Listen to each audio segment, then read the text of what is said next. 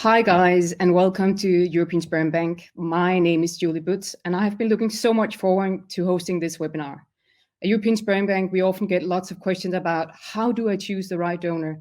So I hope we, with this webinar, can guide you and inspire you, and I hope you will join us. So as you can see from the screen, I'm not the only one presenting tonight. With me, I have some lovely people. They will share their personal stories. I have Holly Ryan from the UK. She's a single mom with 2 kids. We have Sabrina and Kristoffer. They're joining from Denmark. They have 1 kid, and I will get back to them in about 10 minutes. Before I dive into the program, I just want to give you a few things about what's good to know before we start. First of all, nobody can see or hear you. It's only me on the screen or the other presenters. We would love to hear from you. I mean, the most important thing for us is definitely to get your questions. So please use the little box on your screen and ask questions or participate in polls. After the webinar, you will get a recording of the webinar and you will get all the slides to your email. And of course, we will also love to get your feedback. So we will send out a little survey and we hope that you will just spend a couple of minutes to fill it out. That makes sure that we do it even better next time, or that we focus on other themes that you find interesting. So please give us some feedback. Then and you can see here, we already have a poll. So please answer it so I can use this information during the webinar, or we can look at it later. I just wanted to start with you to explain, what to expect from your search from a sperm donor. I think because this is actually the first time we do the webinar in English, and we have participants from different countries, and we are so happy for that. But what I found was important to try to highlight some of the country differences just to avoid any misunderstandings. Because the choice of a sperm donor, it's actually so that in some countries you can choose the donor yourself. So you can go into our website, you can look at the different sperm donors, and you can find the one that is right for you. In other countries, it's actually the clinic who would do it for you. So just bear in mind that there are some country differences when you're choosing a donor. Another thing that is different across countries is actually that we have 2 types of sperm donors. We have open and non-contact. And we find that often that there's a lot of misunderstandings about what the one category entitles and the other not. So I just wanted to explain it a bit further. The only difference between the 2 types of categories is actually that if you choose an open donor, the child of an open donor is entitled to get identifying information about the donor when they reach legal age. All the other information is exactly the same. However, it's not possible to receive treatment with both types of donors in all countries. In the UK, for example, you can only be treated with an open donor. So again, there are some tricky differences between countries that we just wanted to stress just to avoid confusion, and especially kind of the donor categories. We find we often get a lot of questions about it. And please, if you have any questions, please use the little box on your screen and ask.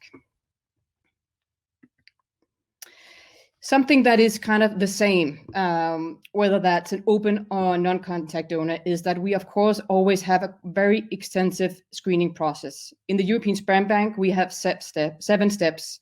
So first, the donor sent in his application. Then we test if his sperm quality is good enough. Then he get an interview. We look at his family medical history. So we ask him details about his family, if his mother and father is still alive, if they're not, if they've had any diseases, and all that is then looked by our genetics. Then we do a fully medical check. We make sure that it is blood and urine samples for genetic screening, and then we do a personality test. And of course, at the end, he needs to fill out the profile. So it's a quite extensive process, and I find that is something that surprised most people, that it takes around 3 months to go through this process. And maybe more surprising is that there's only like 5 to 7% who actually make the cut as a donor. We posted this little figure here on the right side of your screen on Instagram, and just again trying to make some awareness that is actually not every guy who can become a donor. So again, just stressing that it's quite a long process that they need to go through to get approved as a sperm donor with European Sperm Bank. So some of you might thinking about, so who is the typical sperm donor? I can tell you, when I had first met Sabrina, who will share her story in a little bit, she had some very specific ideas in her head about who the typical sperm donor was.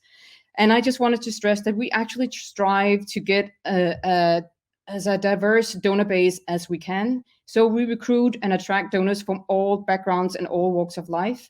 And maybe also just stressing that we actually recruit sperm donors, of course, in Denmark, but also in the UK and Germany. And then I found it was just interesting for you maybe to get a little more facts. Of course, you can recruit donors. They can be between 18 and 45 years, but the average age is actually 27. 60% of our sperm donors are students. And what I find maybe the most interesting is that almost 1/4 of our sperm donors have their own children.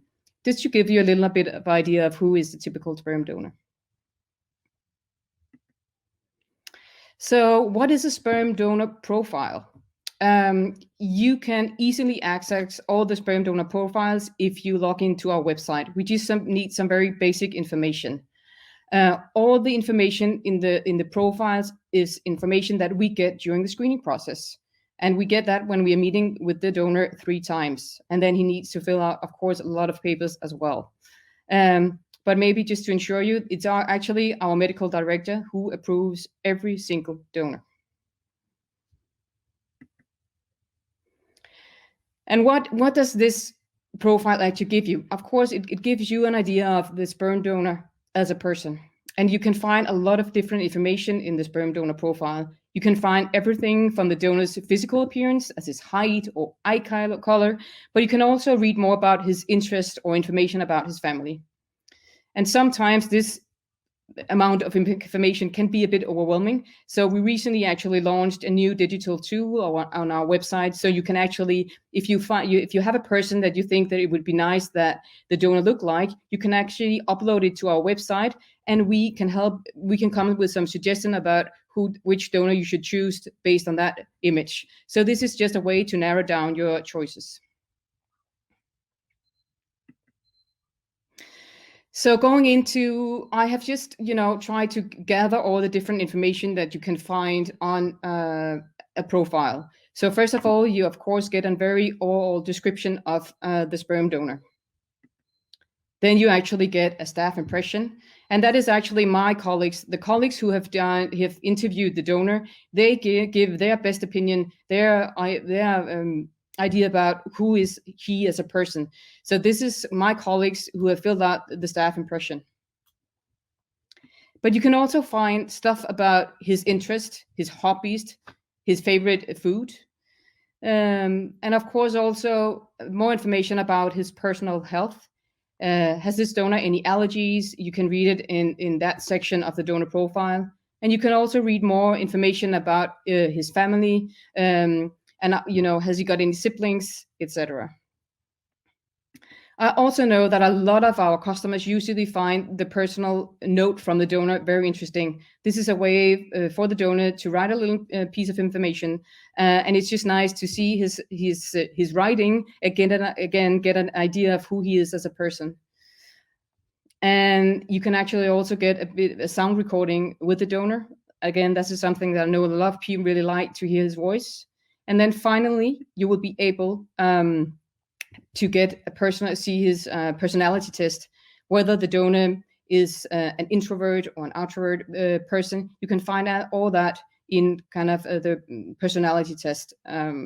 So a lot of information, and I know that some of you find it a bit overwhelming, that there are so many information that you need to look at. So I always just want to say, we are here, we can help you. We've helped lots of women and couples.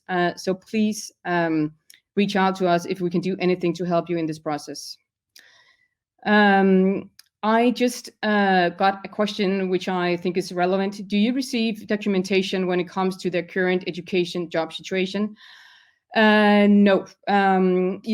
What we do, it's all self-reported. And I think it's very important to stress that being a sperm donor is, a trust relationship. We interview him, we meet with the donor 3 times. So of course we do also look for inconsistencies.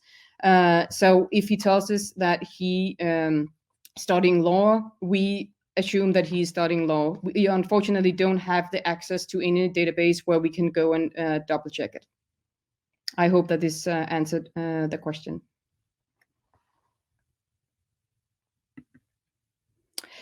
So this was kind of the words from my end. Now I think that sometimes the best inspiration to get is actually to hear it from some other people who have actually been in the process and considered different criteria. So maybe I will give now the word to Holly. Hello. Holly, will you start by introducing yourself? Tell a little bit about your journey and what criteria you were considering when choosing a sperm donor. Yeah, of course. So an abridged version of me, I am 43 years of age. I knew in my head and heart that I always wanted to become a mum, and I'm now, thanks to European Sperm Bank, a mum to a 6-year-old boy called Johan and a nearly 2-year-old called Silke. And yeah, and maybe from here I can tell you how that happened. So yeah, I mean, obviously when you're a solo parent and you're going down this journey on your own, you have to dig deep about that decision in the first place. And you have to say to yourself, right, I don't care about the obstacles ahead. I'm determined. I want to become a mum. And that for me was a hard decision. And I was actually personally quite surprised at how much I laboured over choosing a donor. It involved a lot of conversations with myself, quite a lot of wine, sobering up the next day and then thinking again, and then going through the very extensive and elaborate website that you provided us with. And I literally spent a whole weekend listening to audio files, obsessing about things that probably weren't very important. And yeah, and then I just dug as deep as I could in terms of my own instincts, and then decision making from that point was quite straightforward. I would say that I'm personally quite blessed in that decision making comes quite easily to me, and I think when you're a single individual, you have to make decisions by yourself anyway, whether that be like, do I stop at this service station? Do I stop at that service station? So, and obviously it's a huge decision, but I think if you think about the enormity of a decision, then it sort of just delays the process. And I just think you have to just boss it yourself, take ownership of it, and just listen to that little voice in your head and your stomach and just bloody go for it, and commit to that decision with the guy that fits with you as an individual and with your setup. So were there any criteria that you started off with? Because I think, for most people it seems quite overwhelming. So did you narrow down 3 key criteria, or did you just kind of there were a couple of things. I mean, for me, like, I'm complete, since going to Denmark when I was 18 years of age, I became quite obsessed with Denmark. So for me, like, top of the list was they had to be 100% Danish. And yeah, I just really liked the idea of, my 2 worlds between Denmark, which I was visiting frequently, and the UK sort of mega mixing together. And yeah, that was my first objective. And yeah, I mean, I'm surprised to say out loud, but for some reason in my head, I just had this image of this brown-eyed baby, and I'm not sure where that came from. It's certainly nothing to do with my linear heritage or anything. It was just an odd thing, which I just said, yes, I'm looking for brown eyes. And other than that, I just was hoping that I'd get a sense of the character of the person and the personality, and that they would be like-minded and someone that I would want to share 1 or 2 or 3 or even 5 pints with, and that they had a sense of humour and were entering into donating for the right reasons. And I know that you say you were really good at taking decisions, but did you involve anybody in that process?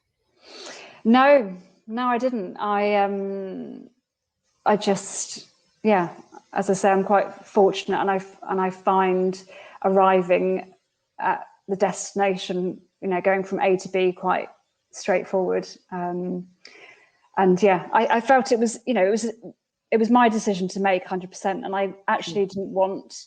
I wanted to own that decision making process as well. So no, for me, I didn't ask anyone. I mean, I'm fiercely lucky in the friends department, but I just thought, I'm going down this massive chapter alone anyway. So, I want to sort of stride forward from my own decision. I can see that we are getting some questions specifically to you, but I just wanted to tell you that because we also have Sabrina and Kristoffer, so I will they are just getting kind of some time to introduce themselves and tell a little bit about their journey, and then I will collect and gather all the questions. So we will ask them when they have introduced themselves, just so making sure we will get back to all of you. So I will just give the word to Sabrina and Kristoffer. And will you do the same? Will you just shortly introduce yourself, tell a little bit about your journey and your considerations in terms of choosing a sperm donor? Sure. Should we go gents first in these equality times? Let's do that. Hi, my name is Kristoffer. Yeah, and I'm Sabrina. And we got to the point where we had to choose a donor because I'm infertile. And luckily, we started out in good time, because I think, like everybody else, we have the problem that there's actually too much of a choice in a lot of circumstances.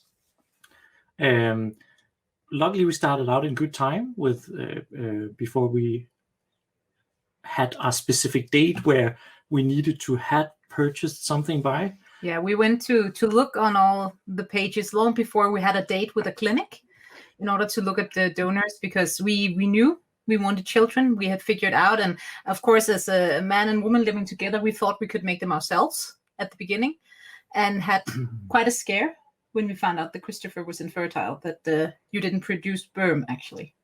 So there was a lot of waiting, finding out, what is doing this? Is it genetics? Is it cancer? Is it? And at that time, we had a lot of time to think, and I think there was more trauma connected to our experience choosing a donor than, for instance, LGBT plus families, solo moms. Not to say they can't have the same experience, but we didn't have this as like our first option, to be honest. Oh, it was the backup plan. And so how did you start it? How did you kind of try to narrow down, what criteria was the most important for you when started looking for a sperm donor? And was it the same? Could you agree on kind of the top 10 or three criteria, or did you need to go through some discussions, or what did you do? We started out by discussing a lot what was the important parts to us. I mean, there are many considerations that you have to make, and I think one of the most important is how passable should a child be? How much should they actually look like their parents?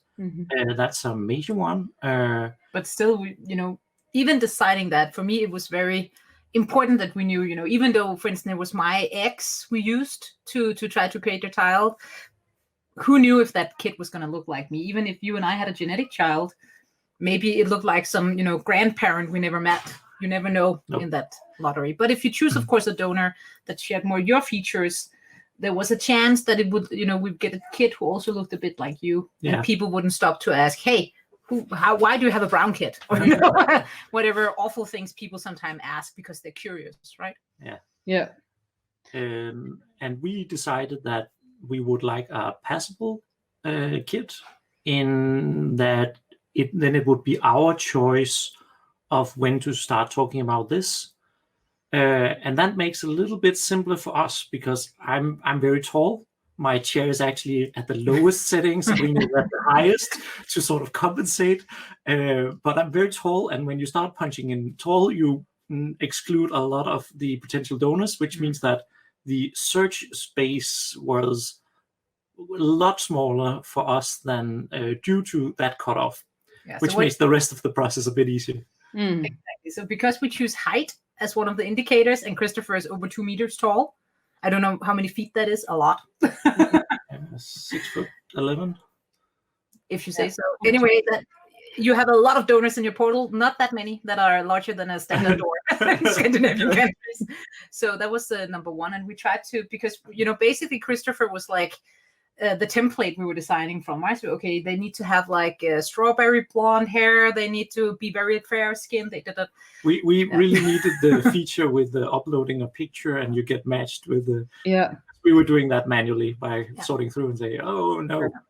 But then we found out, actually, when we'd gone through that, and then there were still too many on the list, we had to choose based on something else. And for you, it was education. Yes.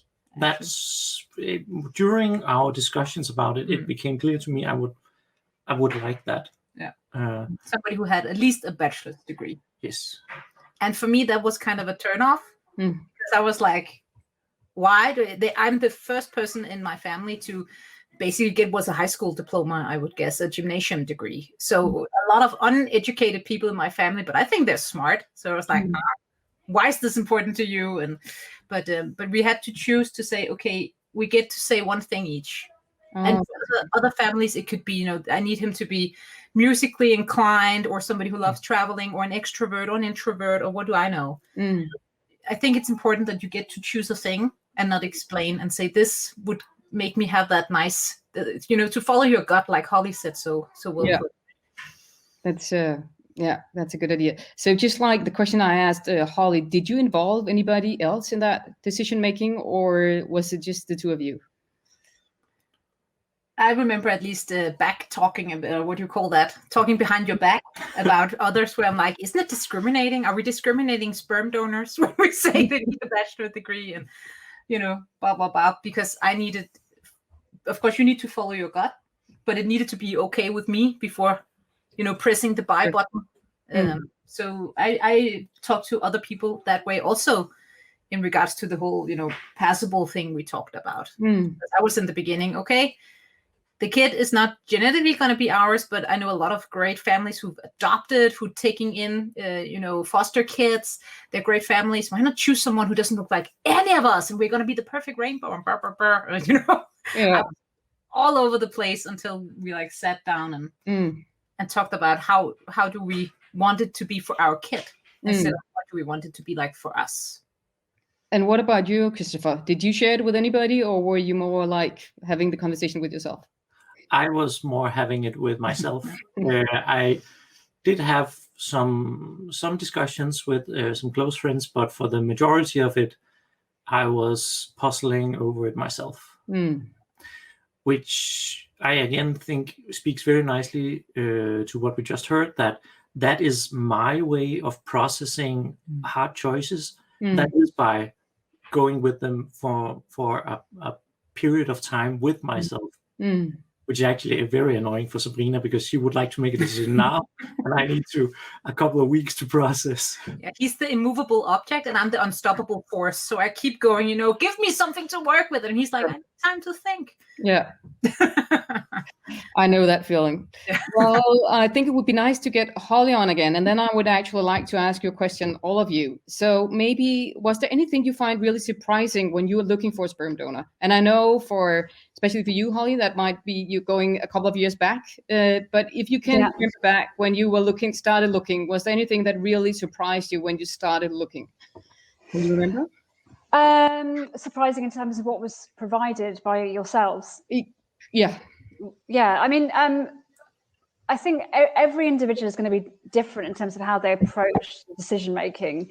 But for me, I don't know why, but I've always been very affected by voices. So I actually found the audio file to be a real comfort, and that was, I think, intrinsically what I formed my decision on, was how he sounded. actually, it was interesting because I could really get a sense of how liked he was by the woman who was interviewing him, and I could sense her warmth towards him, and there was nothing. I don't know. I mean, because I think the descriptions allow a certain amount of you interpreting it to your own, in whichever way you would interpret text. But with the audio file, it's yours to sort of, play with, like a mold, I suppose, and you can.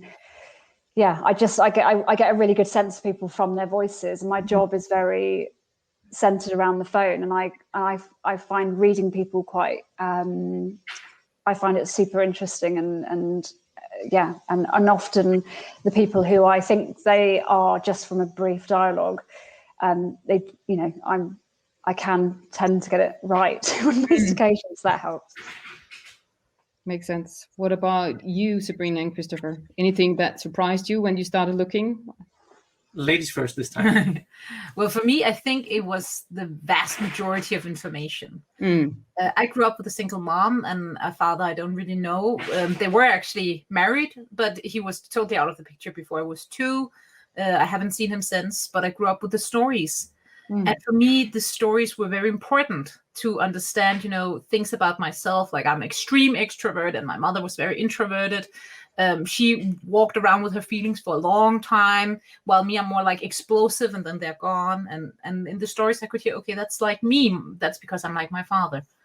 So when we found out that we needed a sperm donor, I really wanted to pass something like that on. And I know I could never have the same stories, but now I can play that audio file, and I can give her the personality profile. I can give her a handwritten note. So even though we have an open donor, where of course our daughter can choose to contact I don't even think we got to mention that. Yeah, we have a 18-month-old, and if you hear something in the background, that's her. When you hear something. Yeah. So to be able to give her something before she's 18, because she will have questions before, I believe. That was surprising to me, and I got actually a bit emotional seeing that. Very, very happy. That is nice. And what about, and just talking a bit about the donor profiles, is that, and maybe also you, Holly, is that something you have looked at afterwards? To be honest, I'm so busy being a mum of 2 kids. I could imagine. That it's not something I refer back to. I mean, I sometimes give a sort of a homage or a mental nod towards a donor, as if to say, thank you so bloody much for this amazing, these amazing gifts that I've been given.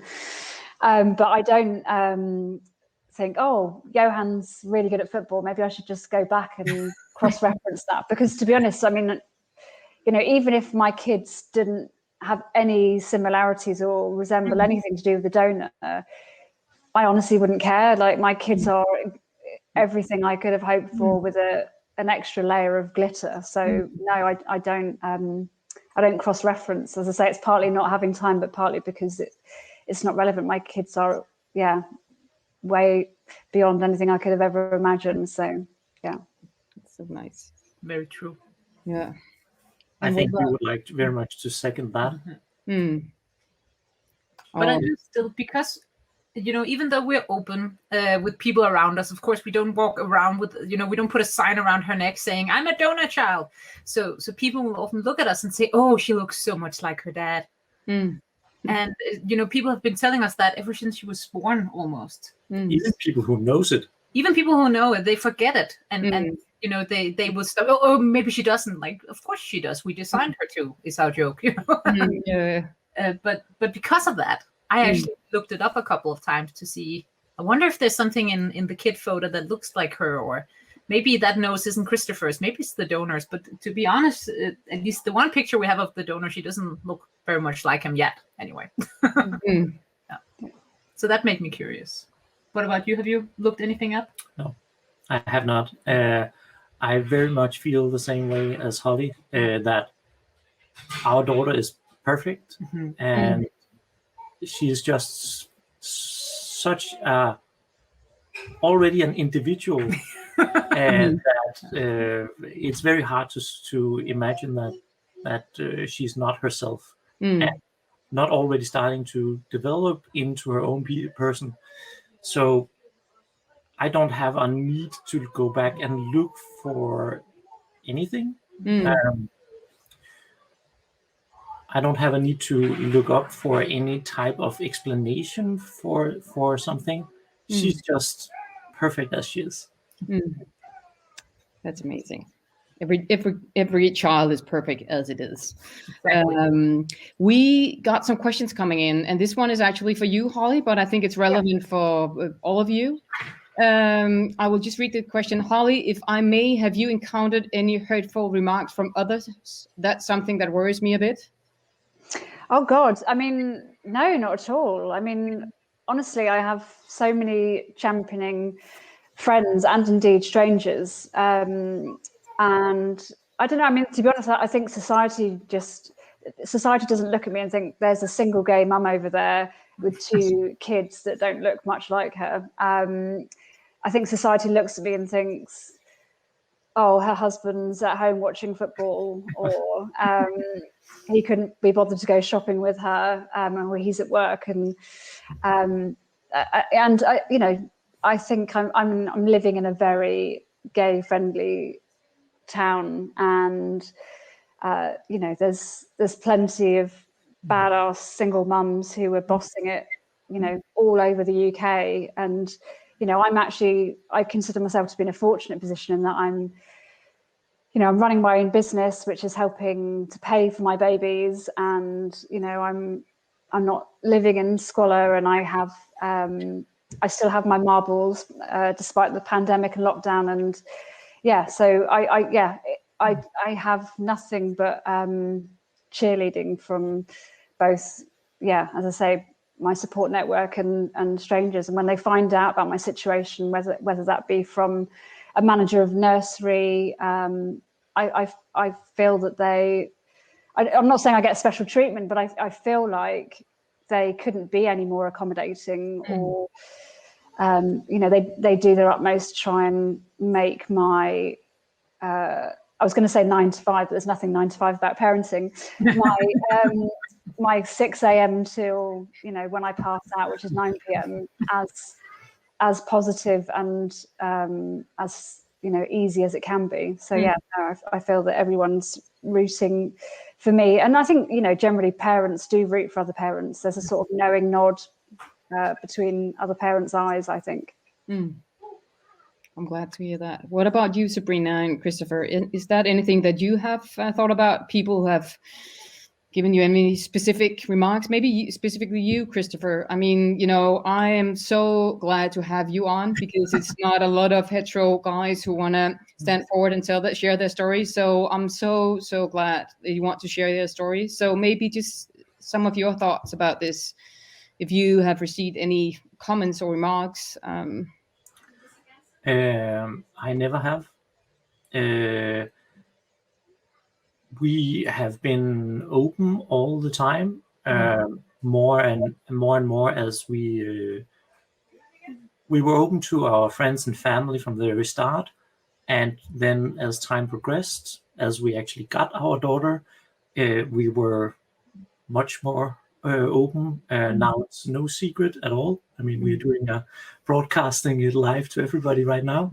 We even made a podcast in 6 episodes, thanks to a big sponsorship for European Sperm Bank, who also helped us along the way, making that story relevant for others. It's unfortunately in Danish, but if anybody out there wants to hear it, we can recommend episode 3, which is about choosing a donor specifically. It's called Opiate Way.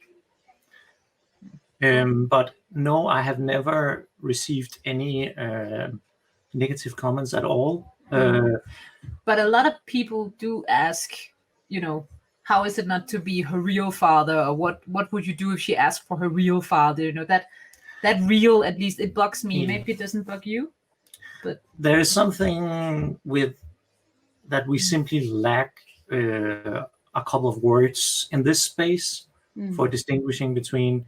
Yeah, we have started to call it genetic father and actual father, real father. as the father, in at least in our opinion, is the one who is there doing the work. So I have received some comments about that. I don't consider them negative. I actually think they are, at least some of them has been more a concern with how would you feel and I mean, this is also something we have discussed. How will we feel the day when she gets a fit and yell, "You are not my real dad," and slams the door. But it's not something where the public is have a negative perception in any way. But it's the same as Holly described, right? When people see Holly with her kids, they think, oh, the dad must be at home drinking beer, watching football, other stereotypical guy things, right? When they look at us together, they just think, oh, there's a genetic mother, a genetic father with their genetic child, right? So I think more often, sometimes I even want to like highlight it, especially when we're so often oh, she looked like her dad. I'm like, that's strange, but back off. It's not my story, right? It's her story, even though she can't tell it just yet. Yeah. Some really good points. Were there anything you would have done differently if you were to start all over again, looking for a sperm donor? I think we went through 4 different donors. To be honest, because we find out very early that Kristoffer doesn't produce sperm, but it took a long time to find out why I couldn't carry a child. So we've been through, a lot of different infertility treatments. And when we started, we just, booked, you can like reserve a huge amount because we thought, okay, if we reserve everything from this guy, we can have 4 kids. It's going to be no time. And we were recommended to switch around. And that's, of course, the great thing when you use a donor. You don't have to optimize and try and hook the best with the sperm you got. You can just buy something different off the shelf in case there's some weird biological mismatch, right? So we ended up switching around a bit.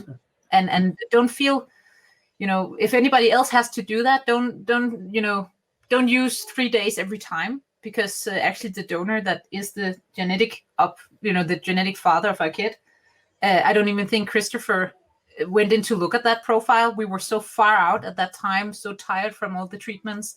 I was, how about this one? And he was like, yeah, whatever, and that's now the father of our daughter. And still, we had the best kid in the world. Holly might think it hers, but no, we got it. Yeah, no, I'm not competitive. I'm happy to come second or third always. So good. Yeah, so don't sweat it, and it's okay to switch around if it makes your process better. I think that's a really good point, because I know that a lot of women and couples need to change the donor during the process. They're advised to change the donors, so kind of figure out maybe not only choose one, but choose a couple of donors that you like. And I know, Holly, you also started with another one at first, didn't you? I did indeed, yeah. And, I was pretty hell-bent in my mind that was my man, my main man. And the clinic, Stork Clinic, they were just magnificent in their approach. And they said, listen, Holly, we think you are actually really quite fertile. And actually, it might be a case of your DNA curdling with this donor. And I know it's something that you're going to find hard to unpick, but can you go back to the drawing board and go through that choosing process again? And, I must admit, I was very reluctant to. But at that stage in the journey, in terms of becoming a mum and that burning obsession, which is now in the forefront, I became super practical and just thought, I've got to take the emotion out of this now. I've got to be practical, and I've got to just, keep strutting forward on my journey. And, my decision making actually, although it took, a whole weekend, it was, once I had arrived at my second main man, it was, I was just very sure in my mind. Yeah, that is good. I just wanted to tell the guys watching that Holly is leaving us in around 5 minutes. So any questions specifically to Holly, please ask them now. I can see I got one more for you, Holly, already. Yeah. Also, Holly, did having a child with a donor add an interesting new dimension? Are you glad you made this decision?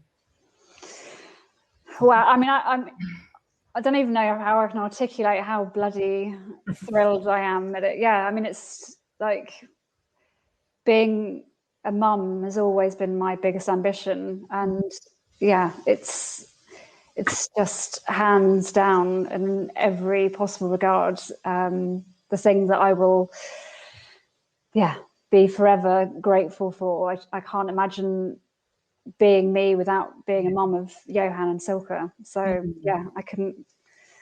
Yeah, 100%. It's just the best. Yeah, I guess it's hard kind of thinking not having them. I mean, it makes me feel emotional, the idea of not even being a mum. I'm not saying that I was, this empty vacuum beforehand, because I led a very colourful and brilliant existence before, my womb became full and I entered a world of sticky faces and snotty noses and everything else. But I think I'm part me and part mum now, and I couldn't be happier. Yeah. That is really nice. Do you have some?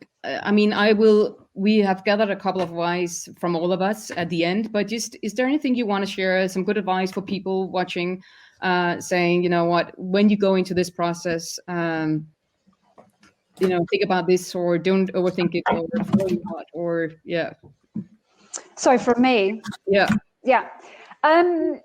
I think the only advice I would say, and this is just coming from someone that's been lucky enough to be on the planet for 43 years, like, living is bloody amazing, and we only get this chance to do it properly once. So just, as I say, just listen to your instincts, go with what feels right, and don't, I'm sure my parents didn't procrastinate too much over me happening before I was conceived. Do you know what I mean? It's just, fall in love with the idea of being a mum, and then, take that love into the next steps of choosing a donor, and then just, going for it, because the journey to become a mum is bloody hard, but being a mum is bloody hard, but with the best rewards ever. So that's the only advice I would say from me personally. Yeah, that's a really good advice. Yeah. Sorry, somebody just handed me a note saying there are more questions for you, Holly. Okay. I'm sorry, I didn't notice that before now. No, it's fine. Somebody asking, did you feel alone at the birth? Did you opt to have someone there?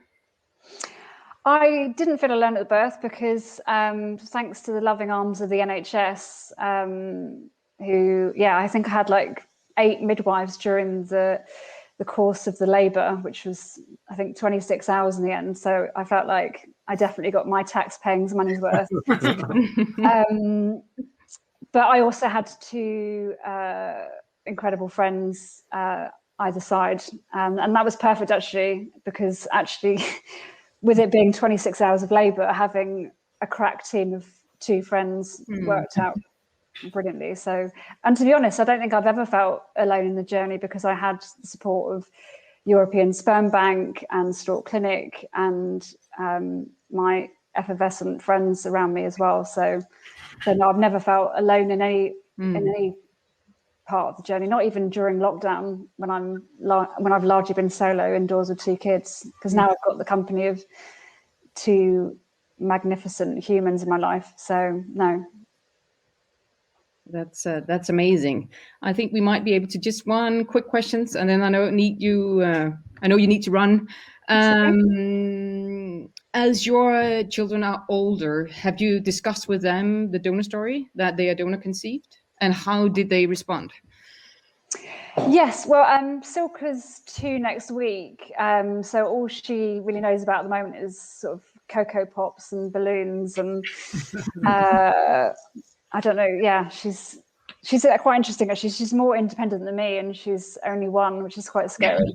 But Johan has definitely begun to ask questions, but I've always, from the get-go, like as soon as his brain could comprehend basic things, I've addressed, how I formed the constellation of our family early doors. And I mean, I'm quite fortunate as well in that I took part in a documentary which channels the journey that I went through to get pregnant, and that's also something which I'm really grateful to have sort of up my sleeve, in that he can actually watch that one day and know how much I wanted him and what I went through in order to conceive him. So yeah, but it's something that, I feel like the more he understands, the more pleased he is. And I feel like he recognizes that we're a different family, but I feel like he has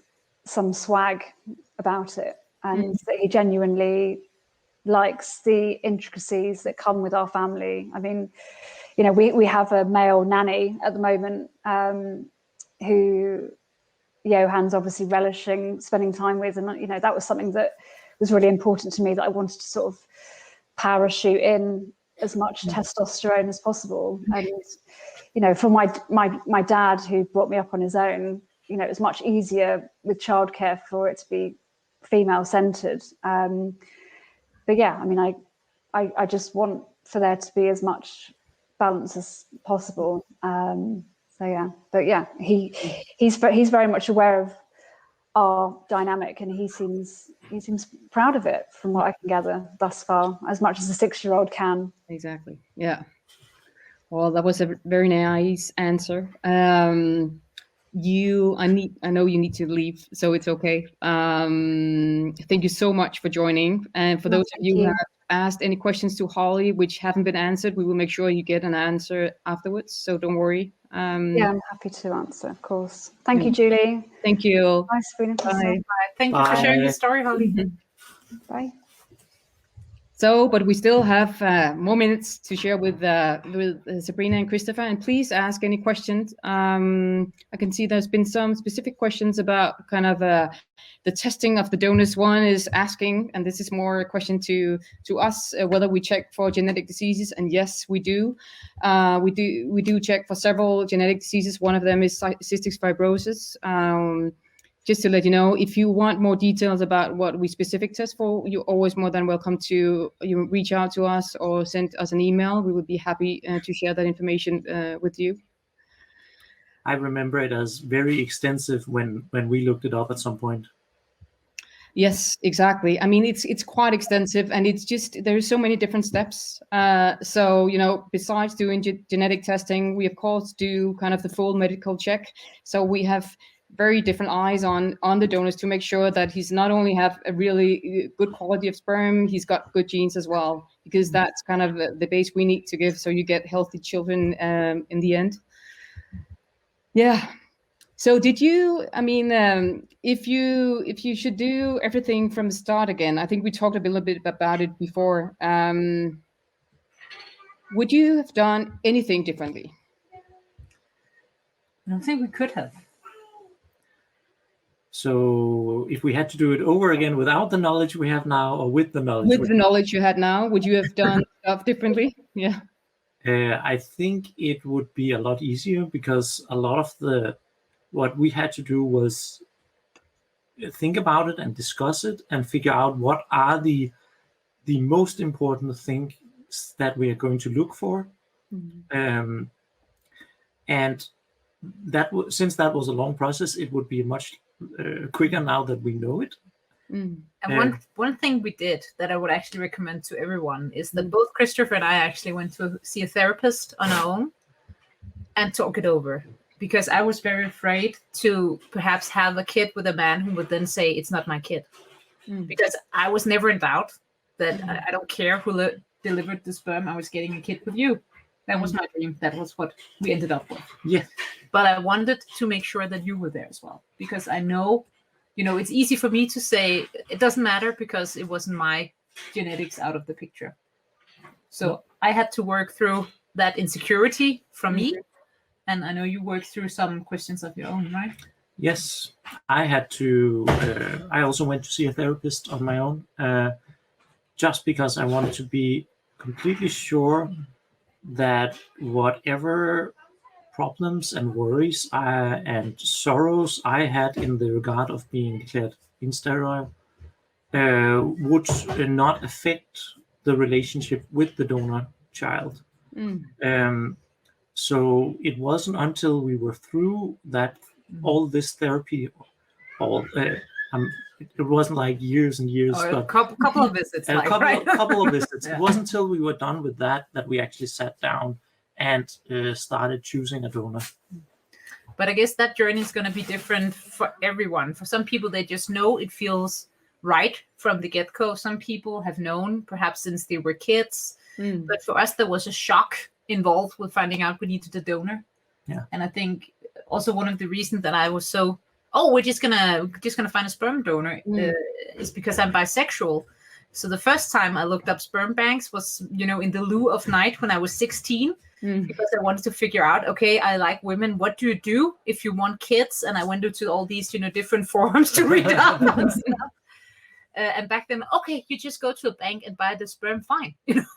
Yeah. So I had that story with me for 15 years before I needed it. And how? I mean, that must be. I mean, not difficult, but when Sabrina already knew that she didn't have a problem using a sperm donor, and you came into the picture, Kristoffer, and found out you were infertile. How did you manage that? Because it seems like Sabrina has always been, it's not a problem. How did you experience that? It was very, very hard. I mean, there's no doubt about that. It's really hard to figure out that you are sterile, or that you, for some other reason, cannot get a kid the way you wanted it to, and also be the genetic father. Because basically you have to rewire the image you have in your head of how your family is going to be.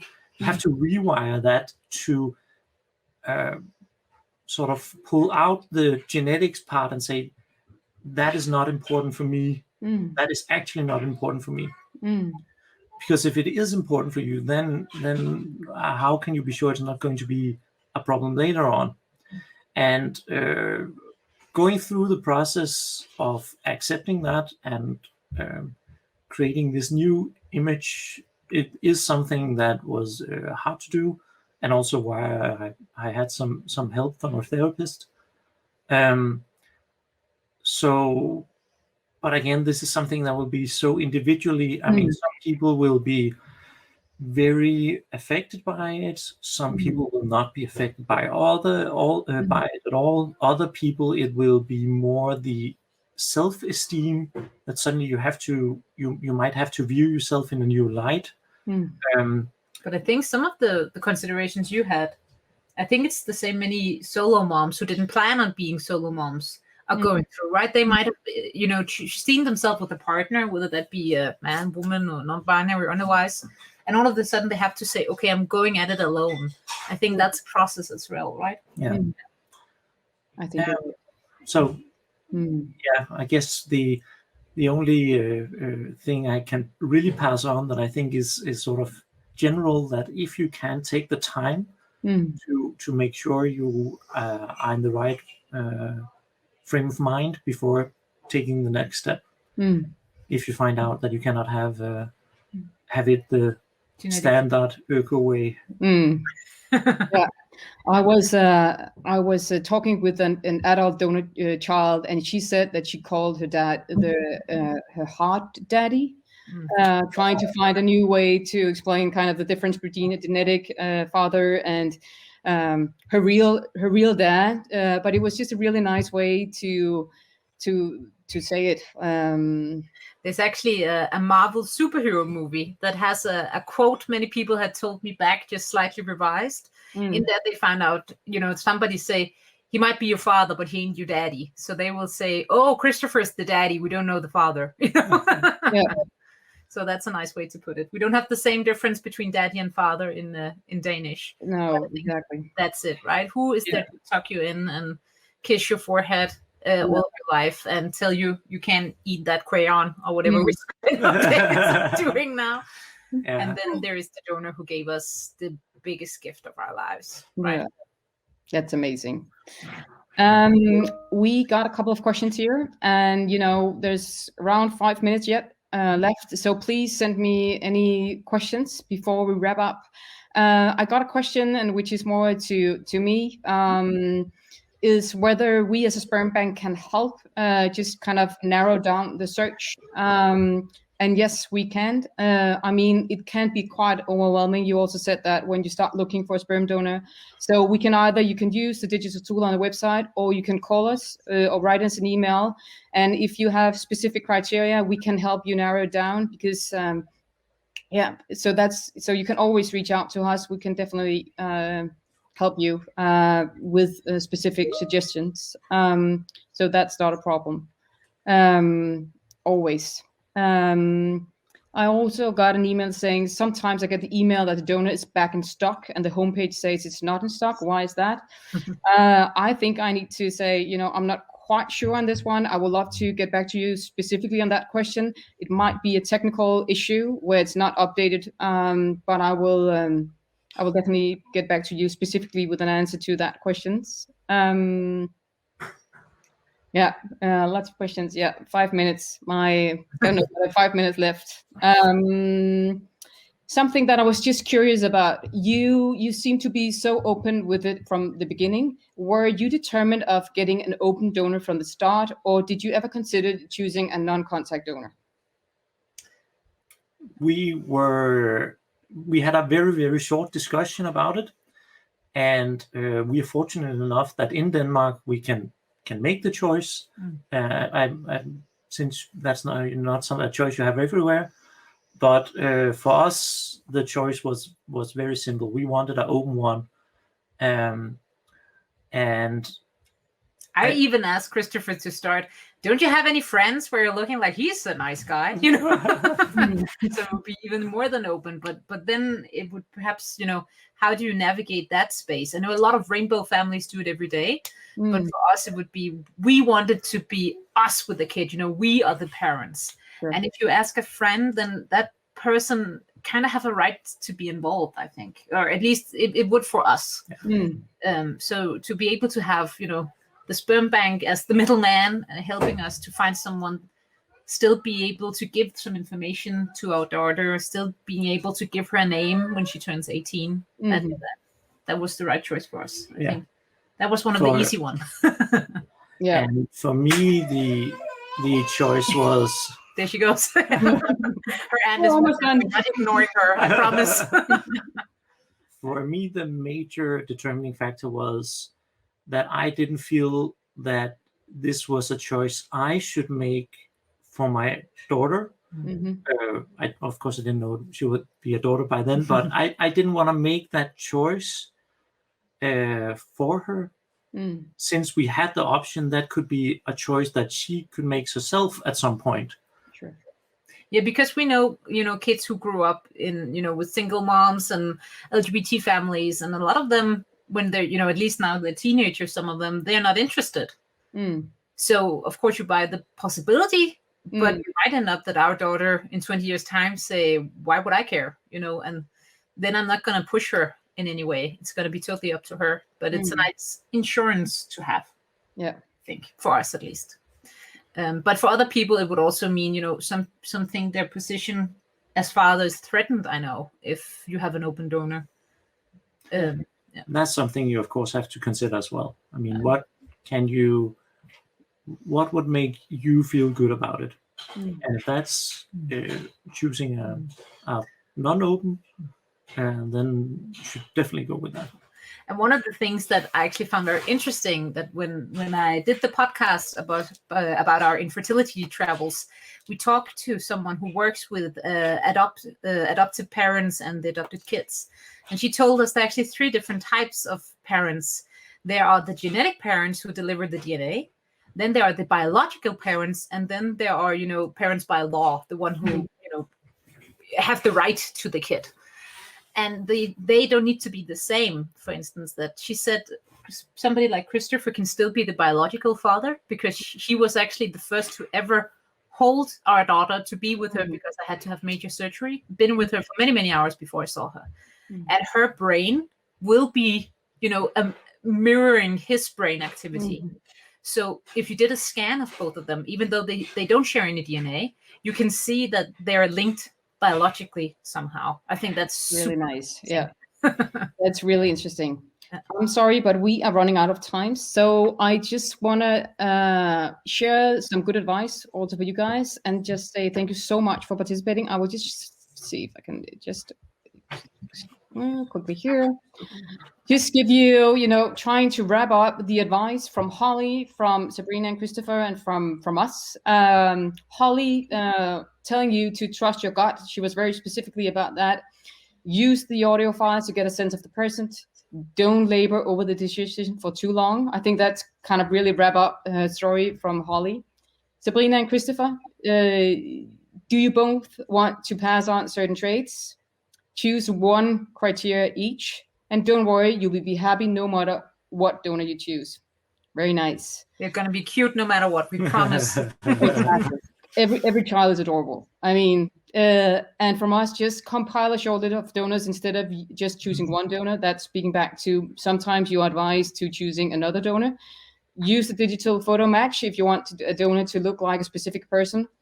And remember, just like in real life, nobody's perfect. I know I didn't get to answer all the questions that came in. We'll make sure that we will answer all of them, so don't worry.